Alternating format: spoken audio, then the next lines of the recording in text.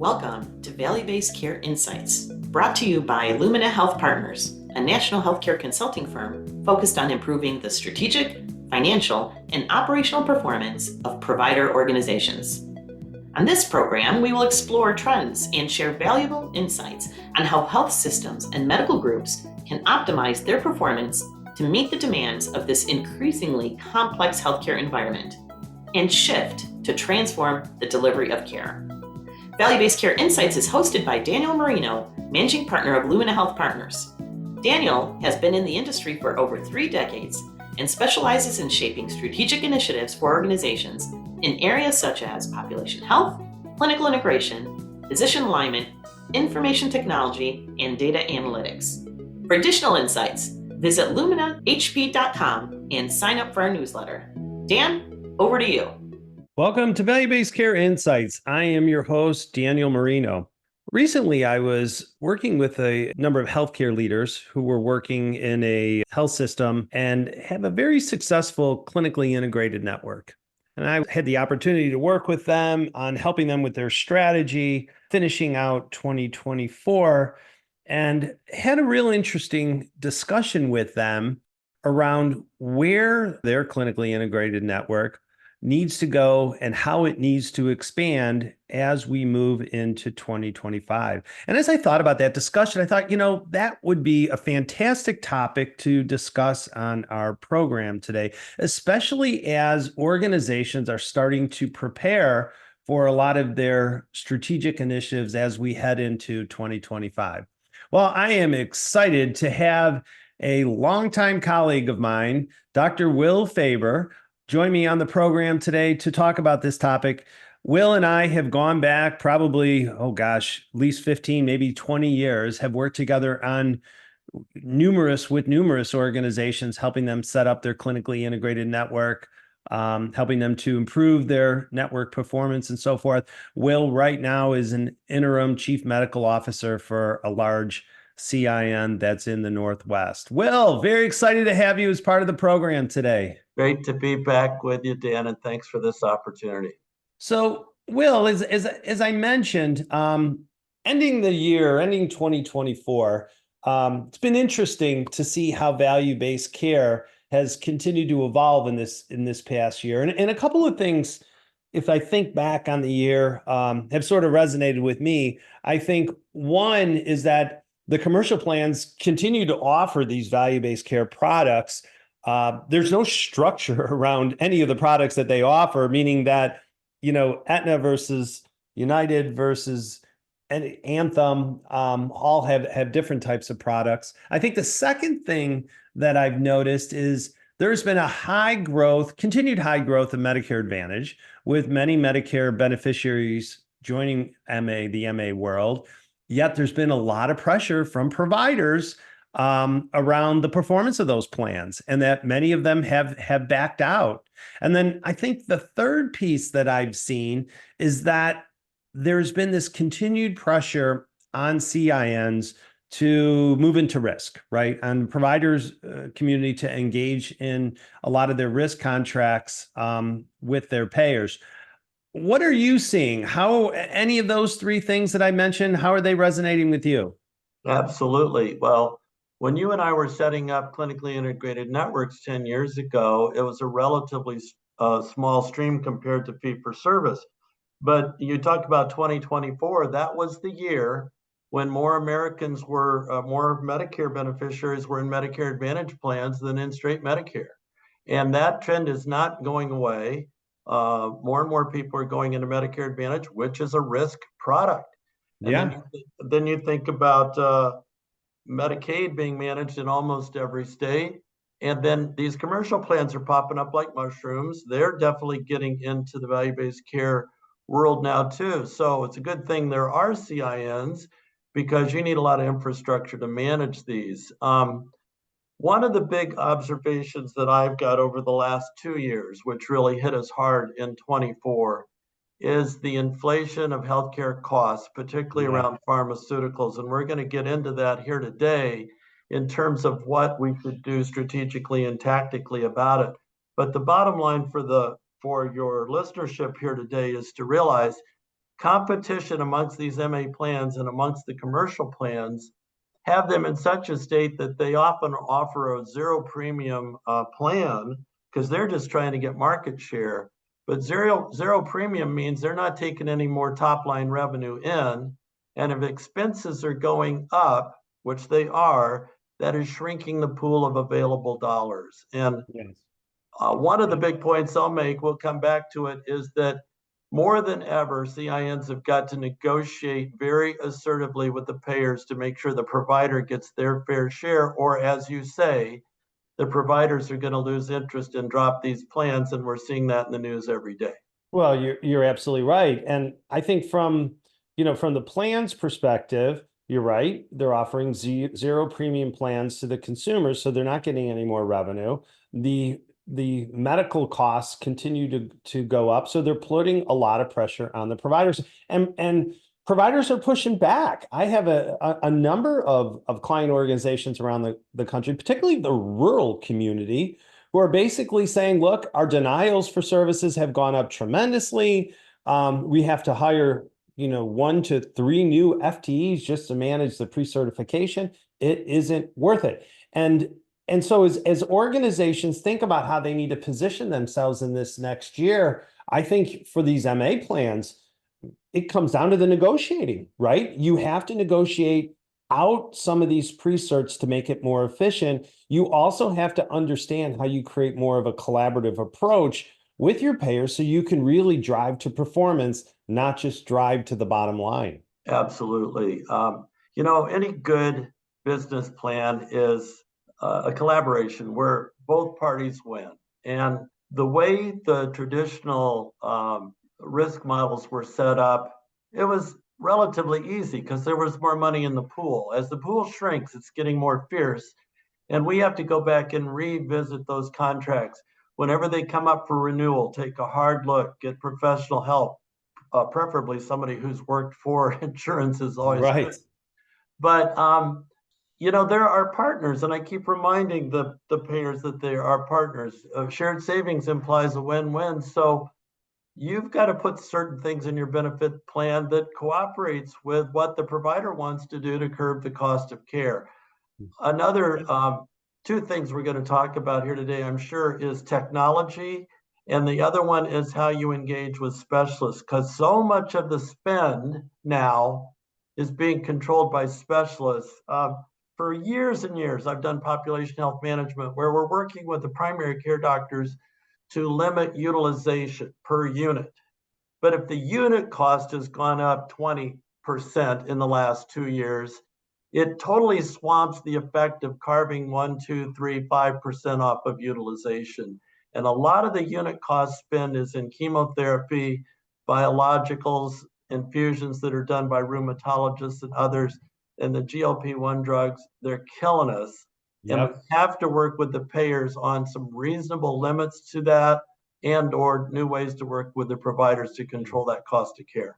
Well, you're absolutely right. Well, I get asked a lot as organizations are thinking about their payer strategy, as they're thinking about shifting from, let's say, from shared savings to taking on risk. What's required, right? What's the path? And I kind of bring it down to the simplest terms. And I say, there's 4 things you really need to focus on. You need to focus on your data and your analytics, right? You need to understand what's going on and why, and that's what the data is going to tell you. You need to make sure you have a strong network that's aligned, right? So all your providers, your specialists, your primary care, even your post-acute providers have to be aligned in a strong network. But the third and the fourth point that you bring up are critical. We have to engage the specialists different in a risk-based environment than we previously had, and you have to have the infrastructure to support it, right? You have to have the analytics, you have to have care management, you have to be able to provide the right level of support to the network, and in particular to the specialists, but really, I guess, to all the physicians, that allows us to create efficiency to drive down that cost of care. Well, yeah, and analytics can tell you a lot. In the CIN where I currently work, we got a big Milliman study to show us basically where the money was going with our specialty providers. And there's a particular cancer center that's way out of line with Milliman standards, 36% above the national spend. Well, in the old days, we spent so much focus on the primary care doctors, and there's only so many hours in the day to get around to those people. But now we absolutely have to be out in the offices of the specialists with credible data. And of course, if it's not credible, you're going to lose any doctor in the conversation. So you got to do your homework to make sure you're going out with an apples to apples comparison of their cost.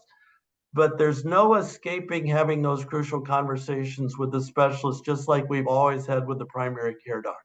Well, and I think the time is right to do that, especially as organizations are thinking about assuming into risk.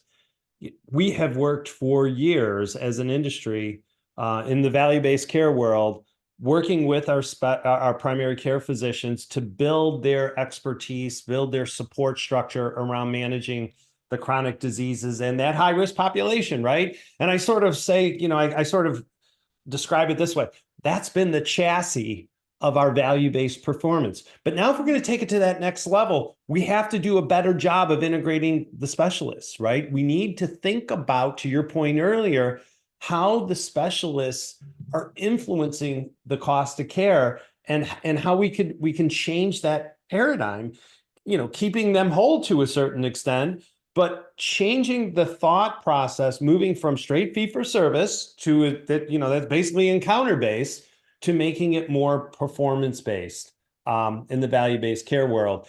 I don't know if you have any thoughts. What are some of the specialty measures that you're seeing that maybe, that have been, let's say, relevant or, that have really made a difference to help specialists kind of move from that fee-for-service to fee-for-value? Well, each of the specialties has a professional society, and they often have quality metrics. I've helped map these to CINs for many years, and some of them are particularly good, particularly on oncology, where a lot of where the spend goes today. I'm a big fan of NCCN guidelines. Sure. And so things like chemotherapy administered in the last 14 days of life is a great one to talk to kind of uncover where certain practices are highly aggressive. Frequency of imaging, protocols for follow-up. You're going to see them every month. You're going to see them every 6 months. Things like that can make a big difference. But I want to point out a couple other things you can do as a strategy with specialists. If specialists are under coding, and they need to be doing HCC coding just as much, if not more, than the primary care doctors, it makes a huge difference. Even if they're expending more money on some of these drugs or infusions or treatment protocols, which they may argue is state of the art, I'm going to say, yeah, but if you've got a bunch, you're telling me your patients are all stage 4, 3, and 4, and they're sicker. I said, well, then why is your coding index lower than that other group over here? Because that actually brings in more revenue. And I can't skip over how critically important HCC coding is across the entire network. There's some wonderful new products that are coming out technologically to help us capture that. And as everybody knows on the call, if you're not moving forward, if you're just staying stagnant with HCC coding and the rest of the world's going forward, you're going backwards and you're losing revenue to help offset these costs. So HCC coding is important, and you got to support the specialists in that too. Yeah, you are absolutely right. Well, if you're just tuning in, I am Daniel Marino, and you're listening to Value-Based Care Insights. I am here today with Dr. Will Faber. We're having a great discussion on advancing your clinically integrated network into 2025. So, Will, I want to talk a little bit about kind of building on that around the specialty measures and maybe around the specialty integration there. We've really have relied on our primary care physicians to sort of be that quarterback of the care, right? And I think it's served us well. But as we start to think about integrating specialists and the performance outcomes that are critical in a risk-based contract, and I'll throw a few out at you, and you know these off the top of your head, right? So, focusing on the 30-day readmission rate and making sure, that is as efficient as possible. Transitions of care, making sure that your transitions are as efficient as possible. Making sure that as we're looking at delivering care, not just to the high-risk population, but to the rising risk population, and that efficiencies that really drive down the cost of care, again, critical to a risk-based contract. How are you seeing the relationship between primary care and specialists evolving? What are the things that a CIN has to put in place to ensure that collaboration is there? Well, for one thing, if you're a big enough CIN and a big enough market to enjoy multiple specialists, that's always multiple specialists in the same field is always a great thing, because I go to my primary care doctors and say, do you want some shared savings at the end of the year? Well, then I want you to know what Milliman says. You can send to this specialist that's X above the national benchmark, or you can send to this one, and we're going to show you that the outcomes are equal. So that's one strategy. But lots of CINs are not big enough to have more than one provider in each specialty group. Then you have to go out, as I stated, well, you want to do this in any case and work with the specialists. Here's a third thing you can do. In the CIN that I'm in right now, we long ago divided specialists in our incentive compensation distribution from what so-called high impact specialists and low impact specialists. There are some specialists that really don't impact the cost curve very much, but cancer is a great example of something where there's a big impact on total cost of care. So consider segmenting your specialists as well. And then I'm a big fan of not just asking people to do things, but also saying, here's how we're going to support you in producing that result for us. And sometimes they need help with their technology to get their workflows better HCC capture methodologies, other ways to track their costs and expenses. Well, I agree with you. I think getting back to a point you made around the compensation and the incentive design, I really believe that's where it starts. I'm a proponent, and I've said it time and time again on the program, form follows function. And if you want to achieve a certain behavior, you have to create the right incentive. And for specialists, I don't feel like you can put all specialists into one bucket. I feel like you need to create certain incentives for the medical specialists, certain incentives for the surgical specialists, certain incentives for the hospital-based specialists. Now, in some cases, you need to have those incentives that are network-based, but each of the specialty areas influence patients and the cost of care different. And if you can start to align those, I feel that that's how you're really going to achieve those, the goals that you want out of that level of collaboration. Any thoughts with that? Absolutely. So we talked about certain medical specialties where there's a high drug cost. All the payers give us feedback on where the money went. And when it comes to surgery, I think we all know the name of the game is to take anything that can be done safely out of the hospital into an ambulatory surgery center. That can often be a win-win for the surgeons because they're often the co-owners in a joint venture of the ambulatory surgery center. Right. Now, the hospital might get a little bit upset with you, but I have a different argument with the CFO of the hospital about the role of the CIN in this whole value-based care world. It's not our fault that patients are choosing value-based care. Don't you want us to manage our value-based care contracts as well as possible? And that involves sometimes taking people out of the hospital. But again, if you can indirectly incentivize surgeons to do more care in an ambulatory surgery center, never decreasing the quality of care, never taking an inappropriate case out of the hospital, please always hear me on that one. That would be an example of aligning incentives with surgeons.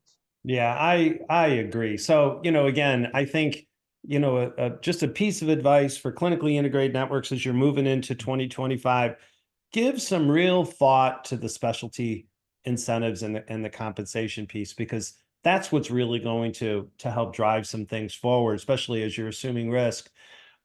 So, Will, one thing I want to also get your opinion on.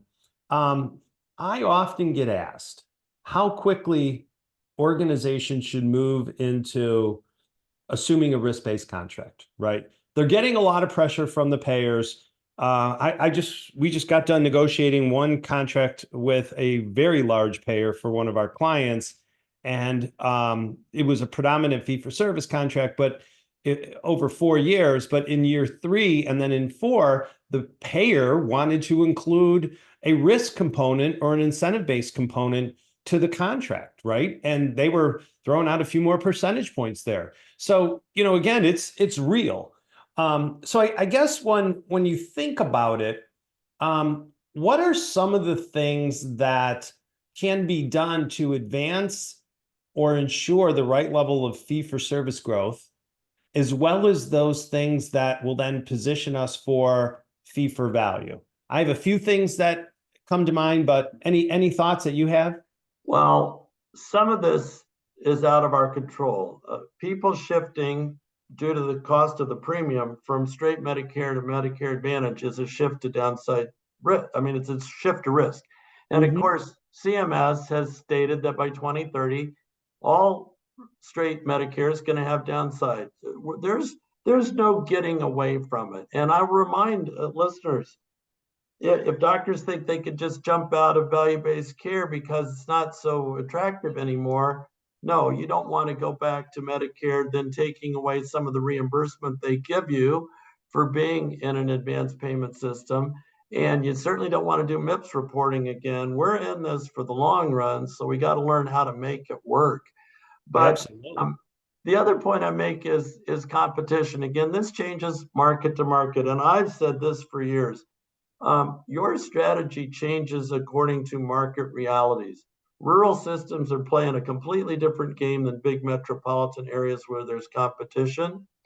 And you just have to make sure you've got a potential payer out there. But I'm not abashed to say that when you've got 3 different Medicare Advantage plans in your neighborhood, all vying for the patients, that gives you some leverage as a provider to negotiate, because if a rural player says, sorry, you've made terms where we can never win, and we pull out, what that means for payer one is that all their patients are going to have to find product in payer 2 or 3 that was willing to work with us. So, Yeah, you I know, agree with you. I'm Yeah. a I'm a doctor. I used to do this just to manage cost-effective care on the ones, but now I've become a hard-nosed negotiator because these payers have got to either cooperate with us or we're going to have to find another payer.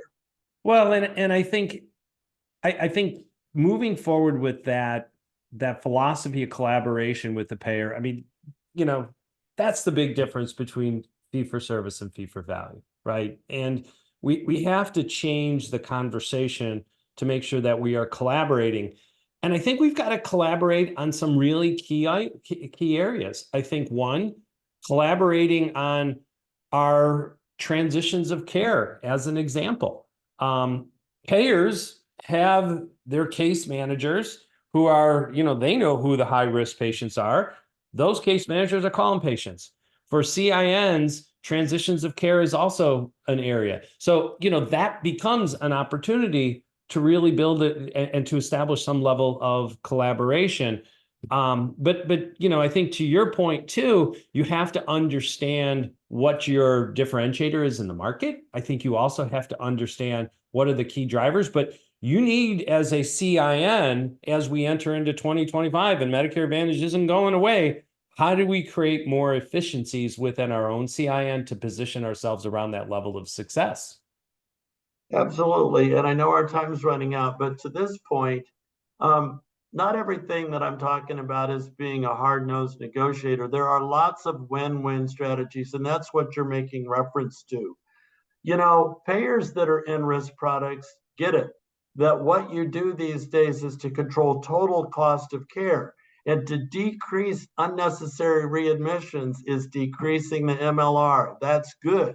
All I'm saying is if that produces a pool of money share it fairly with those of us who are Yeah. helping control those readmissions. Absolutely. Absolutely. Well, this is fantastic. I know, the lot more discussions going to ensue in terms of how CINs and ACOs need to continue to evolve as we move into 2025. I think we're going to continue to see different types of MA plans. MA is going to continue to grow, right? We're entering into open enrollment now. So by the end of December, we're going to know the number of total enrollees, and I'm sure we're going to see an increase, but also position ourselves around commercials as well. I think that's going to be key.